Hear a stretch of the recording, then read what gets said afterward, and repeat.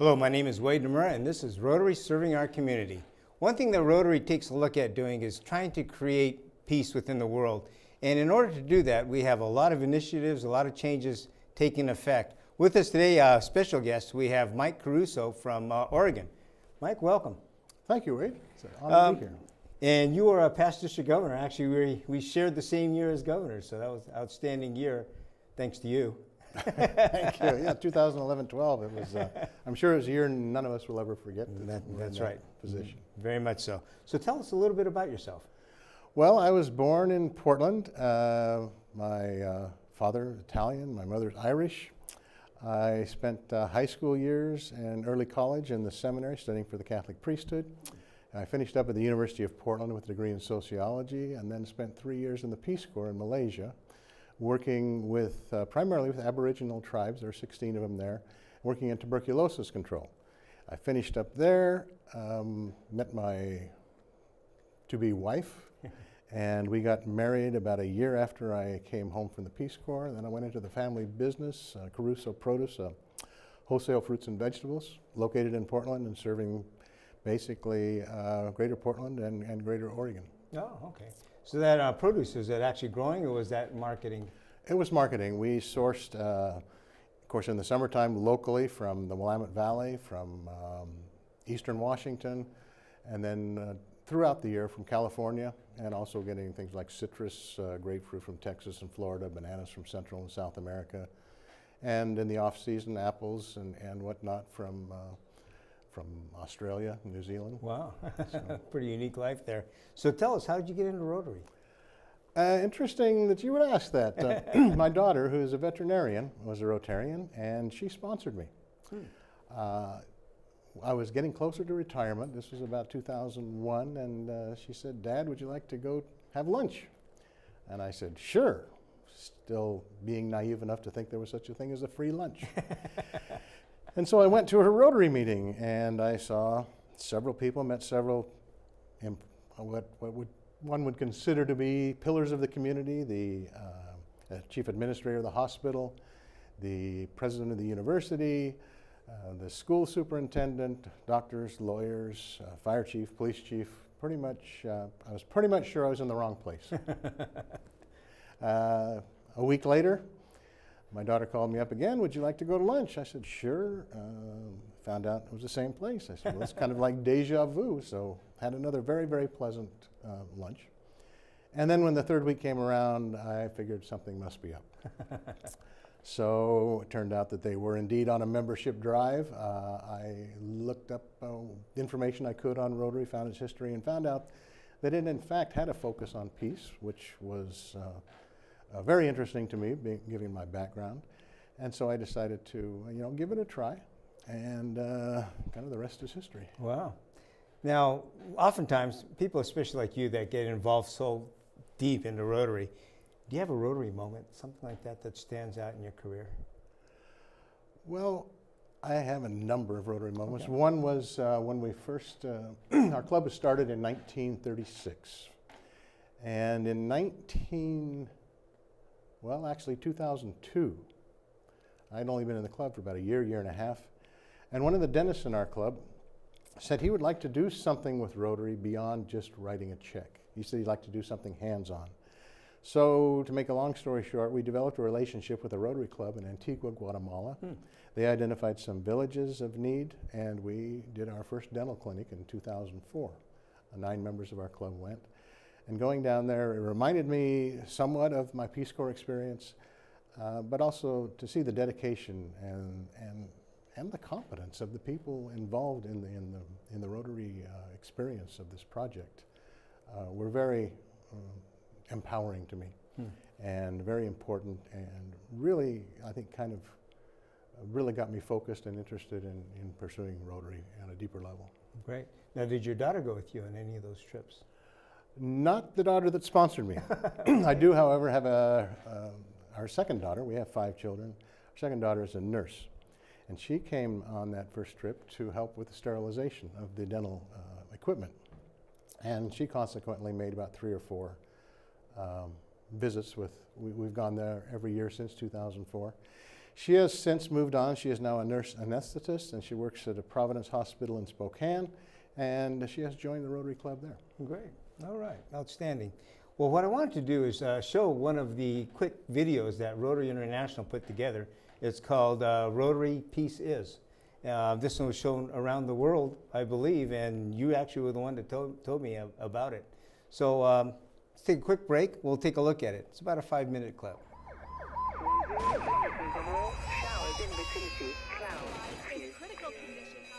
Let's be honest, the world can seem scary. Violence, poverty, disease, corruption, pollution. The problems just seem too overwhelming, too big. You are just one person, right?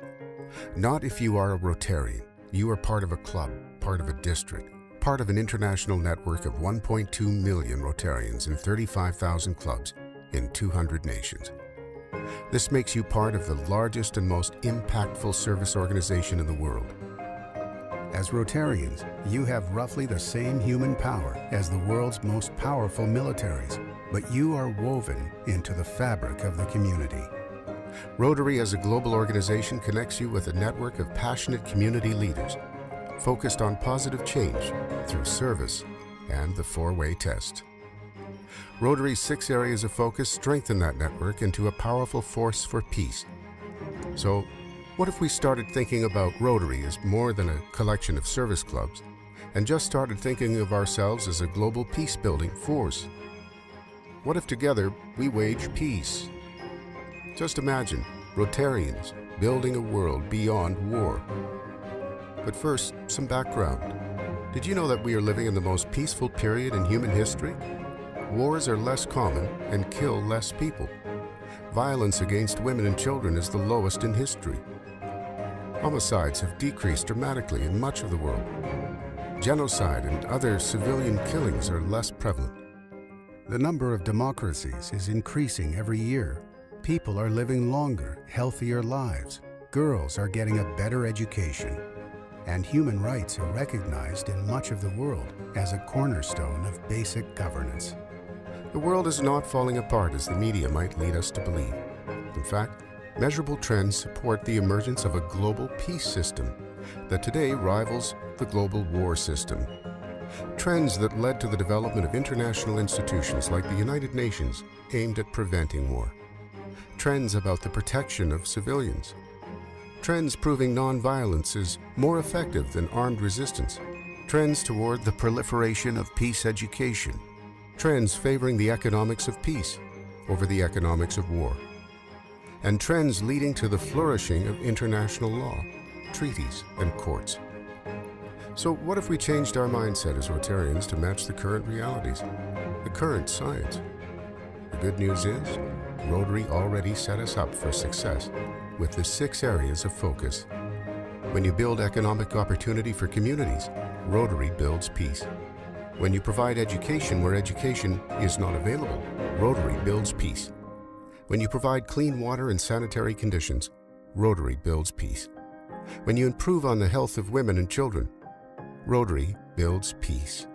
When you prevent and treat disease, Rotary builds peace. And when you focus specifically on peace and conflict prevention and resolution, as a cornerstone of your club's activities, Rotary directly builds peace. We are this close to ending polio, but what's next? For over 100 years, Rotarians have been advancing understanding, goodwill, and peace through their service work. Now, with the Peace Area of Focus and network of over 1,000 Rotary Peace Fellows, we're ready to take it to the next level. Peace building is about community building. We're ready to train leaders, including youth, to build peace and to prevent and mediate conflict. Convene people and resources to increase the peace-building impact of Rotary service projects in all areas of focus. Empower Rotarians everywhere to create sustainable peace building in communities and regions affected by conflict, and more. You are a Rotarian, and you build peace. This is your call to action. Start a peace committee in your club. Volunteer to be the peace chair for your district. It is a Rotary-supported position. Support the Rotary Peace Centers by recruiting qualified candidates.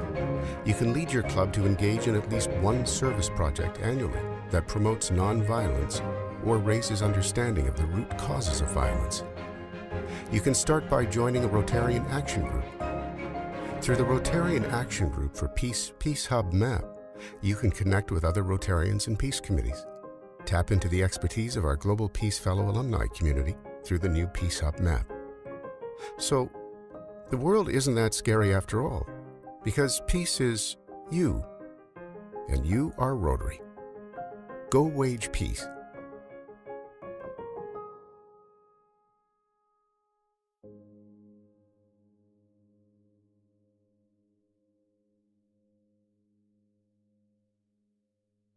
Great video there, Mike. So tell us, how are you involved with this? Because I know this is one of your passions. Well, I got involved actually the year I was district governor. Before the governorship began in July of 2011, we actually became what's called a Peace Builder District in January of that year, which means that our district designates $25,000 a year to support the Rotary Peace Centers to advocate and help applicants work towards a master's degree in peace and conflict resolution at one of 5 universities around the world. And also they have a certificate program in Thailand, Chulalongkorn University, where they have a 3-month certificate program, one of 25 members from January through March, and another which has 25 students from June through August. And the Peace Fellows program, when we became a Peace Builder District, a fellow in our district by the name of Al Jubitz, who is a past president of the Portland Club and a very, very strong peace advocate, had been going around to clubs up and down the West Coast talking about Rotary and its focus on peace. And when we became a Peace Builder District, he mentioned this to the club members in his talk. And after one of the visits, some members came up afterwards and they said, well, we're a Peace Builder District now, can we have Peace Builder clubs? And so he mentioned that to me, and as we were just beginning to start our new Rotary year in July of 2011. We discussed that among leadership in our district, and then we went beyond our district to our zone and asked our current director at that time, Ken Boyd, for some guidance on this. He checked with several members of Rotary leadership, directors, trustees, and whatnot, came back to us and said, you know, we've never had this brought to us before, but go ahead, go for it and see what we can come up with. So we put our heads together and decided, well, Peace Builder Club, one of the things important would be to learn about Rotary's deep focus on peace. In 1945, our founder, Paul Harris, was known to have said, the road to war is a well-paved highway, but the road to peace is a vast wilderness. And he was looking through the years and the annals of what he said, in places he visited, the addresses he made. It came out that he was a very, very strong peace builder in his own right. So one of the ideas, one of the concepts, one of the goals of Peace Builder Clubs is to support the Rotary Peace Centers. Not only the fact that our district was giving financially to the Rotary Peace Centers, but to sponsor Rotary Peace Fellows, people who have finished their bachelor's degree and would like to do extensive ongoing studies in peace and conflict resolution. And one interesting thing, also we had peace projects, peace polls, peace symposiums, peace conferences, and we just urged all of the Peace Builder clubs to get involved in some way or another. And interestingly enough, over the past 5 years since we became a Peace Builder District, we used to sponsor maybe one Rotary Peace Fellow every year, sometimes every other year. And since we initiated the Peace Builder Clubs program, we have sponsored 28 Rotary Peace Fellows, wow, and 14 of them have been awarded Peace Fellowships at universities around the world. So we're very, very proud of this and feel that just that alone makes the program quite successful. That is huge. Now, on the Peace Scholars, that's actually a 2-year program, correct? Well, it's anywhere from 15 to 24 months, depending on the university. We have peace centers. Duke University shares one with North Carolina on the east coast of the U.S. Bradford University in England, I believe those are both 24 months. University of Queensland, Australia is a 15-month program. International Christian University in Tokyo and Uppsala round out the peace centers that offer the master's degree. Great, outstanding. And so that's where the funds go to, is actually supporting these specific Yes, areas because for study. when a person is awarded a Rotary Peace Fellowship, Rotary International covers all expenses, travel, room, board, tuition, and also cost of living stipend. Wow, outstanding.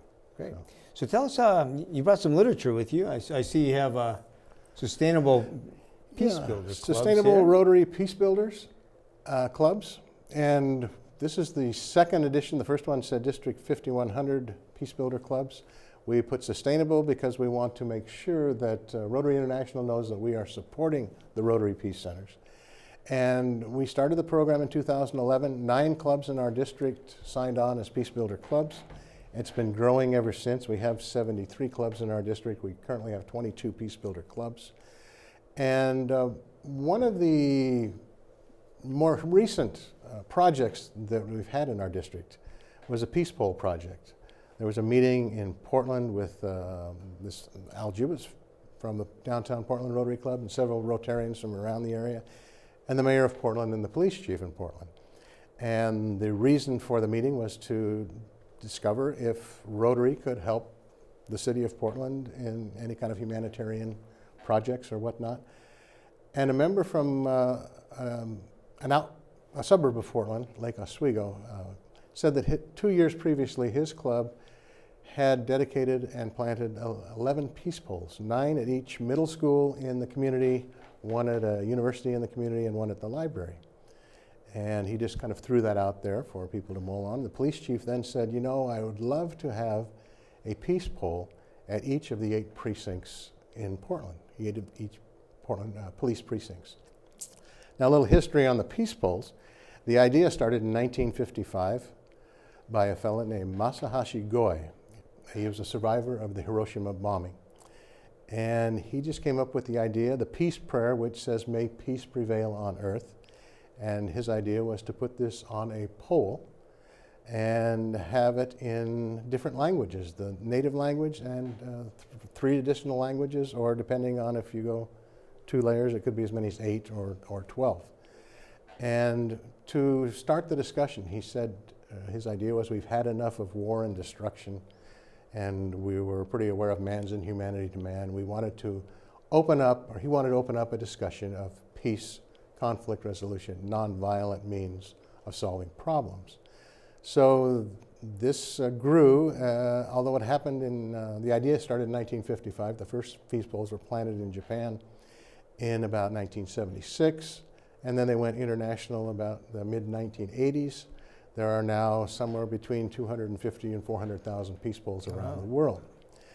And once the idea sprung up at this meeting, a committee was formed and outreach was made to our Peace Builder clubs. And it was nice, we feel that the fact that we had a network to reach out to, 22 Peace Builder clubs, 20 responded and agreed to have peace poles in their communities, parks, churches, schools, city offices, and even some residences and independent businesses.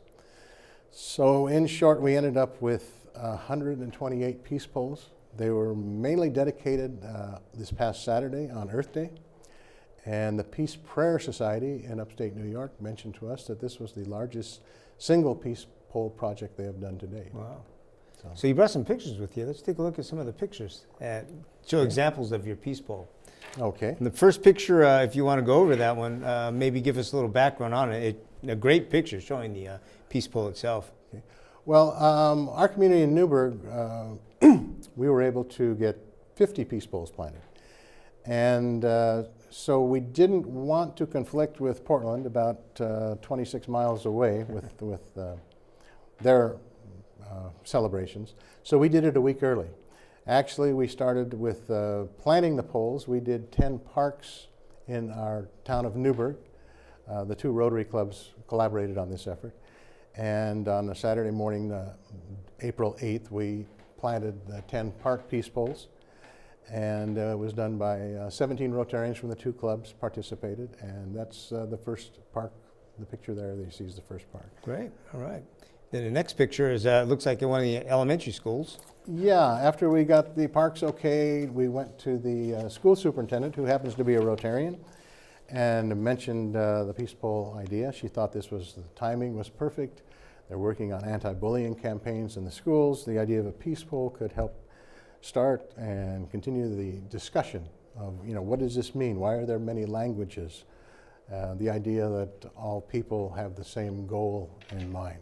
So we did 5 elementary schools, 2 middle schools, a alternative high school, and our high school, Portland Community College, and then our university in our town, George Fox University, planned 5. Wow, outstanding. You have another picture here. I believe this might be a skate park. Is that right, or am I seeing something? That is a skate park. Okay. We did 10 of the city's 21 parks, which include the skate park, the golf course, cultural center, and then just numerous parks in the area.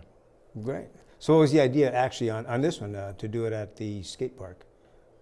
That was actually picked by the board of directors of Parks and Rec. Okay. They chose the locations. We said they authorized 10 poles. They said, where do you want them? We said, well, you know better than we do which part. That's good. Well, the reason I asked that, it seems this would cross in some generation gaps there. Definitely by did. Including this to the younger people. And the skate park was also a project of our Rotary clubs. Oh, was it? Several years earlier, yes. Great. Then the next picture shows, looks like an entranceway or... Yeah, this was a Herbert Hoover Park. Oh. President Herbert Hoover spent his boyhood in Newburgh, so they dedicated a park in his honor.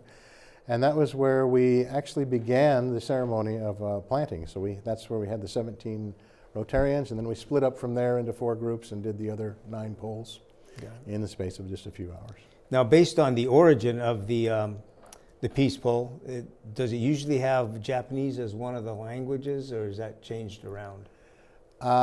It's usually the language of the native country. Mm-hmm. So in our case, it would be English. Mm-hmm. And then a lot of the schools in Newburgh have exchange programs with a Japanese community. Okay. And so that was picked. We had an instance of a high school in a suburb of Portland which had 30 different languages spoken at the high school. This high school got 7 peace poles, 4 languages on each peace pole, and then made a circle. And so they dedicated 28 languages of peace poles at their high school. So a lot of innovation. Yeah, it is. That's a great idea. So besides the peace poles, tell us a little bit more about what clubs do to become a peace builder club. We tried to keep it as simple as possible, realizing that this is a new concept to a lot of people. The idea of Rotary and peace has not always been out there.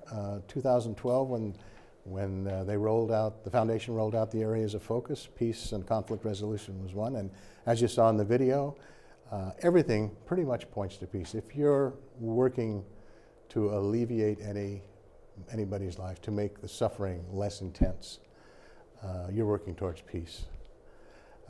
When we had a peace conference in our district in 2012, we had a Nobel Peace Laureate by the name of Jody Williams come. And they were asking a panel discussion in which she was on what peace meant to them, what is peace. And her answer was the one that stuck with me most profoundly. She said, to me, peace is a sustainable view of the world in which the needs of everyone are met. So, and that pretty much encamps a positive. Usually you hear, what's peace? Well, it's lack of war, it's lack of fighting and lack of killing, but a sustainable view of the world in which the needs of everyone are met. So that's the goal, the ultimate goal of Peace Builder Clubs is to spread the word. I personally believe that Rotary International is the largest peace organization in the world. That's how I look at it. Yeah, that is a good way to look at it, because that is true. Definitely one of the focuses. From this, I know right now it's not really adopted by Rotary International, this project, and the way it's moving forward, but it's going to be picking up steam because it's a great idea and the need's there. Where do you see this going in the future? Well, I would love to see it spread not only throughout the U.S. and Canada and Australia, but throughout the world. What we've been doing and what Rotary International has asked us to do, we had help from the Rotary Peace Centers to put this brochure together. Okay.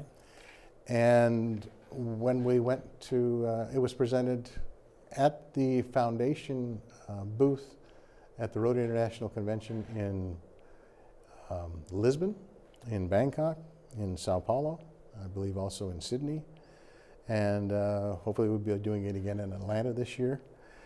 And we were kind of advised by Paul Netzel, trustee of the Rotary Foundation, who's been following this project, to kind of look at ourselves as a pilot district with our Peace Builder clubs and kind of keep it inside the district, let Rotary International know what's working, what's not working. And so I was prepared to do this. This conversation was made last June, about a week after I got this information and recommendation from Paul. I received an email from District 7610 in Virginia, Northern Virginia and parts of Washington, D.C., that they were initiating Peace Builder clubs back there. And they asked me to come and speak at their conference that they were holding. So I did. And then about 2 weeks later, I received an invitation from District 5230, your neighboring district here. And they were initiating Peace Builder clubs in their district and was invited to their district conference. And then also the E-Club here in District 5240 is a Peace Builder club. Our new director, incoming director, John Matthews from District 5030 up in the Seattle area, just indicated that the Rotary Club of Seattle, Seattle 4, which has 450 members, is now a Peace Builder club. So it is growing, and I just like to emphasize that every district is unique. We have this brochure, which is strictly a guideline. We're not asking anyone to take this as a model. It might be used as a guideline, and they are the ones to determine whether this works for them or not, and to amend it as they feel works for them. That's great, outstanding. The work that you've done truly is astonishing for how fast you can move this along. You talked about 5 years worth of time putting into this. Of course, it's a lifetime of passion for you, but I see that Rotary itself will benefit from this. With 200 different countries and people all over the world in Rotary itself, we've already kind of bridged a lot of continents, a lot of gaps, a lot of cultures. So thank you very much for all you do. We sure appreciate it. And thanks for coming all the way down from Oregon. Well, thank you for inviting me, Wade. It's a pleasure. And with that, everybody, thank you very much for joining us. Take a look at the Peace Builder clubs, the Peace Builder districts, and see what you can do to get involved with peace around the world, because this will actually be what's going to change this world forever. And with that, thank you very much, and we will see you next time.